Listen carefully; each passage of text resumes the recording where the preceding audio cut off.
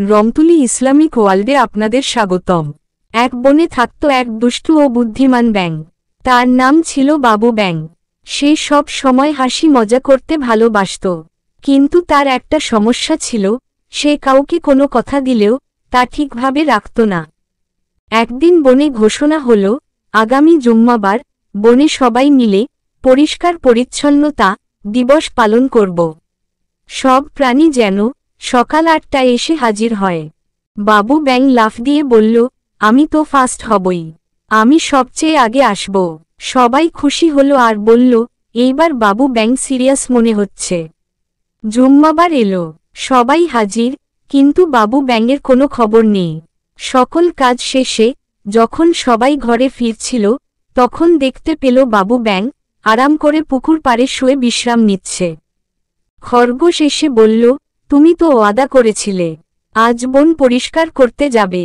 বাবু ব্যাঙ হেসে বলল, ওটা তো মজার জন্য বলেছিলাম। সেদিন সন্ধ্যায় ইমাম পাখি সবাইকে ডেকে বললেন, মুসলমানের বৈশিষ্ট্য হল সে কথা দিলে তা রাখে। রাসূল সাল্লাল্লাহু আলাইহি ওয়াসাল্লাম বলেছেন, যে ওয়াদা রাখে না তার মধ্যে ঈমানের পূর্ণতা নেই। বাবু ব্যাঙ সেটা শুনে খুব লজ্জা পেল।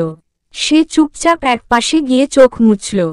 পরদিন সে নিজেই ঝাড়ু হাতে পুরো বন পরিষ্কার করল এবং সবার কাছে বলল, আমি প্রতিজ্ঞা করছি, ইনশাআল্লাহ আজ থেকে আমি ওয়াদা রাখব। সবাই খুশি হয়ে বলল, আলহামদুলিল্লাহ, আমাদের বাবু ব্যাঙ এখন বদলে গেছে। গল্পের শিক্ষা, কথা দিলে তা পালন করা ঈমানের নিদর্শন। নিজের ভুল বুঝে সংশোধন করাও বীরত্ব। মজা করা ভালো, তবে অন্যের বিশ্বাস ভাঙা ঠিক না। গল্পটি কেমন লাগলো কমেন্ট করে জানিও। ভালো লাগলে লাইক দিতে আর আমাদের চ্যানেল সাবস্ক্রাইব করতে ভুলো না, যাতে আরও সুন্দর সুন্দর গল্প পেতে পারো। আল্লাহ হাফিজ।